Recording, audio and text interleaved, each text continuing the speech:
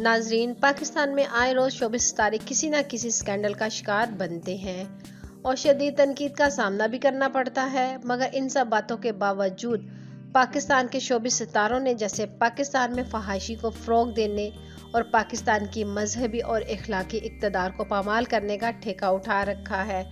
कुछ अर्सा पहले सबा कमर नाजेबा फ़ोटोशूट करवाने के बाद शदीद तनकीद का निशाना बनी और हाल ही में सबा कमर के नक्शे कदम पर चलते हुए अलीज़े शाह ने भी अपने जिस्म की नुमाइश करने का मौका हाथ से नहीं जाने दिया और पाकिस्तानी कौम से खूब लानते वसूल भी की।